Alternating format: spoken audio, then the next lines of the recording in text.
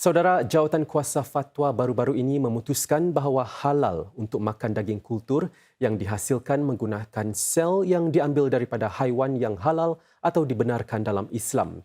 Ini juga selagi ramuan yang digunakan dalam hidangan tidak mengandungi komponen yang tidak halal. Dalam Jelas Berita kali ini, kami bawakan beberapa fakta mengenai daging kultur. Pertama sekali, apakah daging kultur?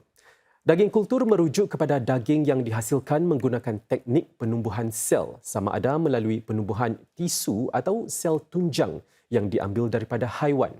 Ia merupakan sumber alternatif kepada daging asli yang diperolehi secara lazimnya.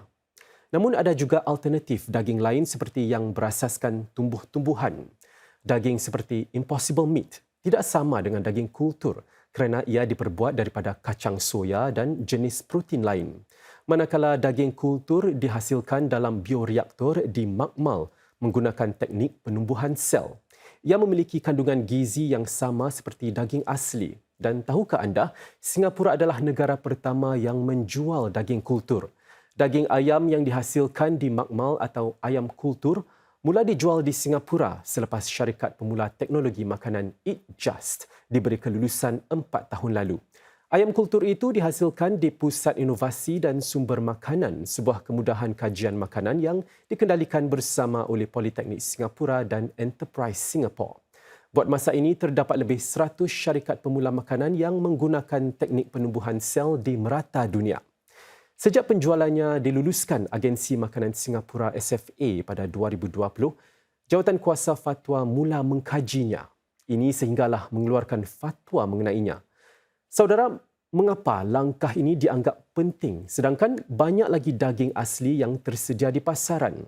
Menurut Majlis Ugama Islam Singapura MUIS, ianya adalah penting untuk mempunyai kedudukan agama yang jelas mengenainya, lebih-lebih lagi dengan huraian makanan yang mampan kian mendapat perhatian sejagat. Ia juga boleh membantu dalam pensijilan halal produk-produk daging kultur pada masa depan. Dan untuk menghasilkan fatwa ini, pelbagai pertimbangan perlu diambil kira bukan sahaja dari sudut agama tetapi juga aspek saintifiknya.